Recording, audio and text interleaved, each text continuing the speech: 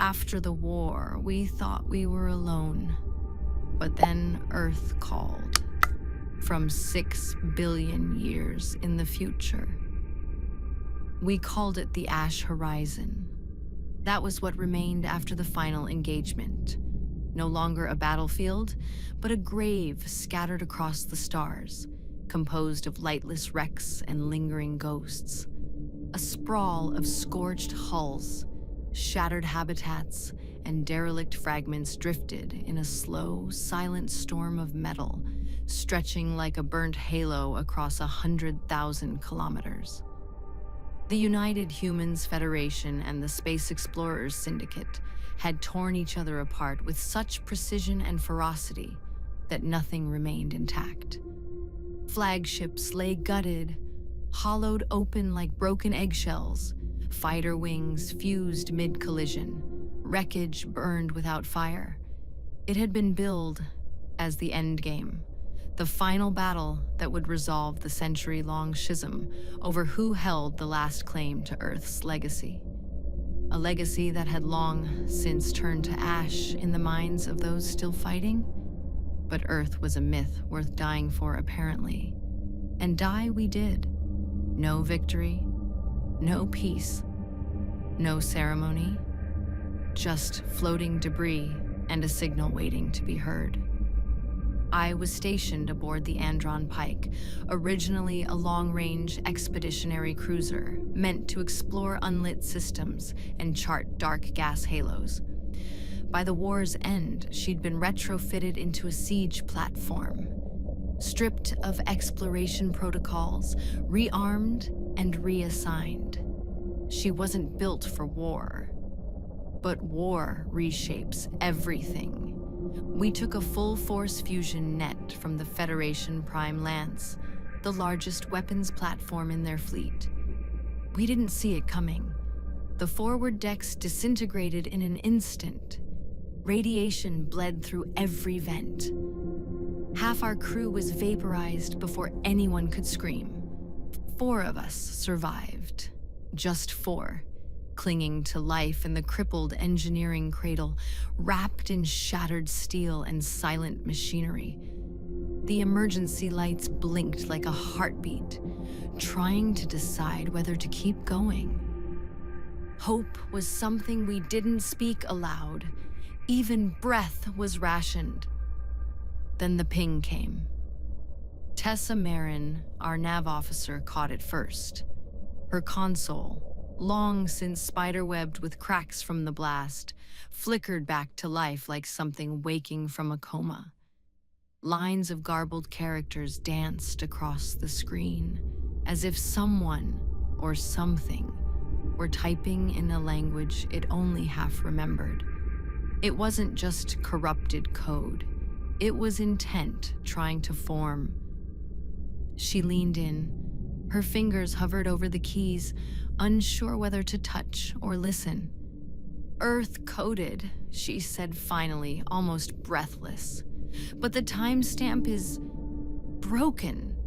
Read 6.0 exponential 9. It's not a stardate. 6 billion? Captain Roan rasped from behind her, his voice brittle and sandpaper dry. You mean years? Years, she confirmed, swallowing hard. As in 6 billion years in the future. We didn't speak. No one moved. The temperature in the cradle dropped like the signal had reached through the machinery and touched us directly. Earth had been gone for centuries, swallowed in fire, lost in collapse. Official records said it died in the solar flares of the collapse age. Cultural memory said it was the cradle that failed. Now, that cradle whispered back across time. Then it spoke. The message cut through every layer of static. The ship's lights dimmed. Our hearts seemed to sync with it. You are not forgotten. Memory persists. We thought it was a trick. Federation psyops. Syndicate memory trap. Some long-dead protocol buried in AI rot, bubbling up through the wreckage to prey on whatever pieces of sanity we had left. But the signal didn't threaten. It showed us things. Not orders, not commands, not demands. Just visions, not data, not logs, not something we could chart, measure, or contain. Visions. An Earth we'd never seen, but somehow remembered. Like fragments of a dream you wake up crying from, though you can't recall the details. It didn't present itself through visuals on a screen or words in a message log. It bled into us, into our minds, into our thoughts. Skies filled with synchronized auroras, shifting in patterns that resembled neural impulses. Oceans that didn't just ripple, they pulsed, forming concentric patterns that mapped memory. Cities that didn't sit on the ground hovered and danced, drifting through the stratosphere tethered only by gravity weaves. Like synaptic cables firing across the atmosphere, ecosystems shaped like thought networks. Alive, connected, recursive. It wasn't Earth as a planet anymore. It wasn't land, water, or sky. It was Earth as a being, not alive in the way we understand, not sentient in the way we define it. It was something older, something remembered into existence. Then the message changed. Roan, you survived the rift jump from Theta 9. The fracture should have taken your life, but the anomaly chose you. You carried its echo. Tessa, you watched the moons of Helix burn. You archived their atmosphere with nothing but sound. You kept their song alive. Joran, you killed to protect the last signal. You disobeyed the command, rewrote the protocol, and buried the truth in flame. The memory thanks you. And you, Ray. That was me. You are the last mirror, not the observer, not the soldier, the reflection. You see what was and carry what should have been. You hold the memory tightest. I didn't understand. Not at first, but something deep inside me, beneath thought, beneath fear, did. A resonance, like a name I hadn't spoken in lifetimes, echoed quietly inside my skull. Tessa traced the signal to coordinates just beyond the edge of the debris cloud.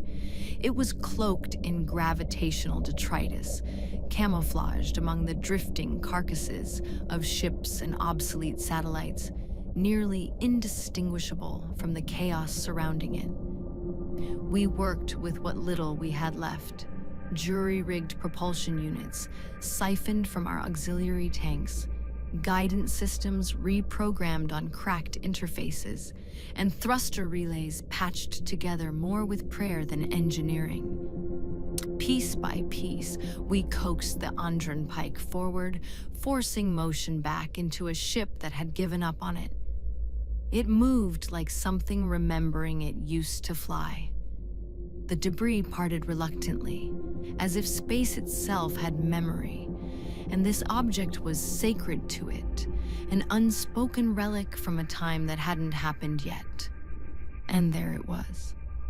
Not a vessel, not a relay buoy, not a structure built by hands. A black sphere, perfectly matte, devouring all surrounding light. It bore no seams, no ports, no surface features. Scanners failed to return anything useful. Every diagnostic glitched, looped, or came back null. The closer we drifted, the more our instruments lost cohesion, as if the very notion of measurement was being unspooled. It wasn't just undetectable, it was anti-detection. An object defined by the impossibility of its own observation. It was the shape of erasure, the shape of something The universe wanted to forget, and yet couldn't. The shape of grief held too tightly. Our proximity alarms didn't scream. They pulsed, soft, rhythmic, not as warning, but as resonance. Like the ship itself recognized the signal as familiar, we docked, not because we were told to, not because we wanted to be heroes, but because it felt inevitable, as if we'd already done this. And this was only the moment of remembering. Inside, there were no corridors, no airlocks, no doors that opened or sealed, just folded space, fluid, recursive, impossibly recursive. The walls curved in geometries that defied our mind's ability to render them. Self-symmetrical patterns emerged and dissolved, shaped like synapses in motion, firing memory instead of thought. It was less a structure than a sensation, like we were walking through the process of remembering. We heard voices, our own, but they didn't echo. They looped. Words we hadn't spoken yet, arguments we'd avoided, laughter from futures we hadn't lived. Sometimes, the voices told us things, who we might have been, who we still could be. We weren't being haunted. We were being predicted.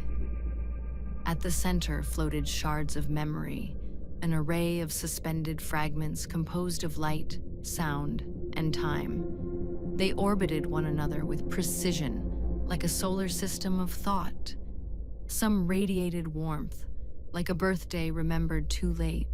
Others cracked like brittle glass, holding moments of failure we didn't realize we carried. Each one pulsed in time with something inside us.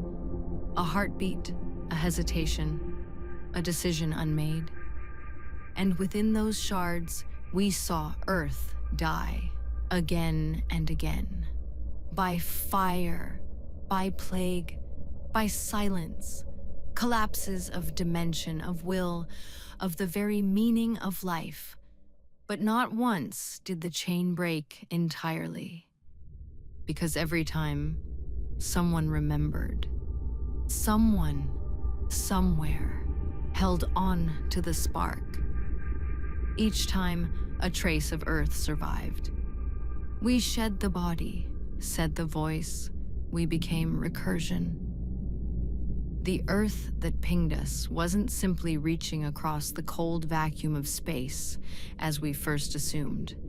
It was reaching across time itself, stretching tendrils of memory backward through the folds of causality, bypassing the decay of matter, reaching for the remnants of thoughts still adrift in the aftermath.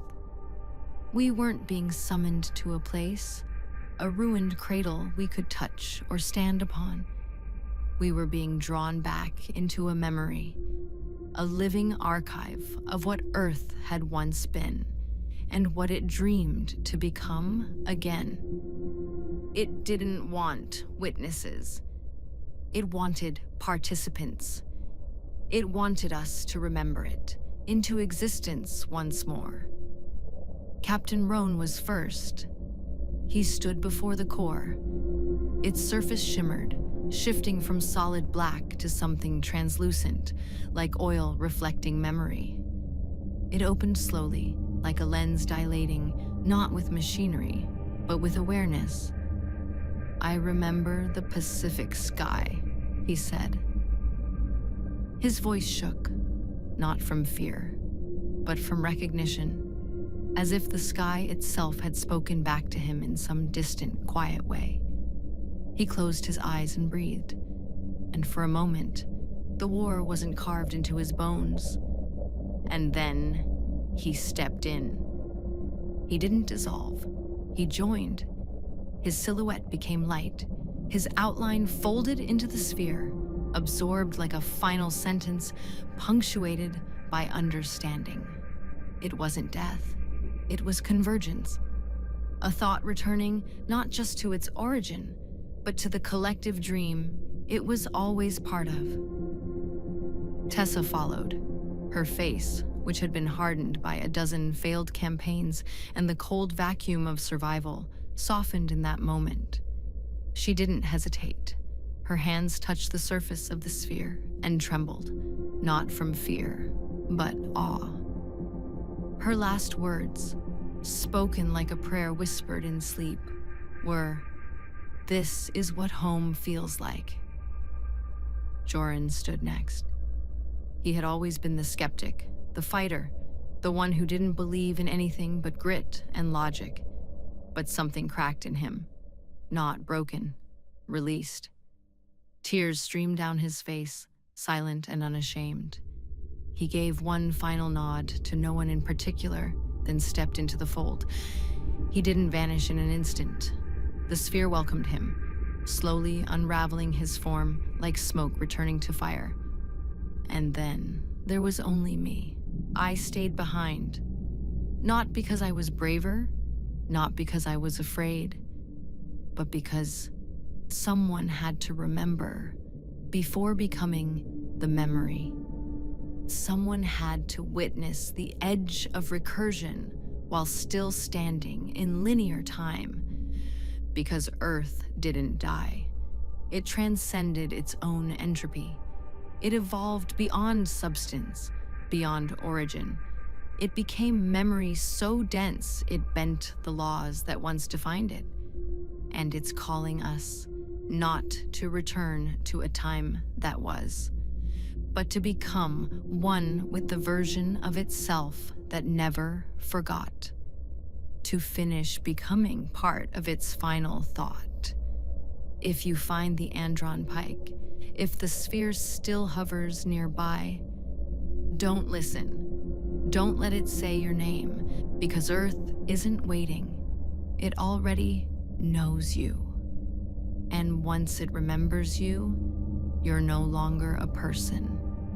You're an echo, a memory, a seed, just like me.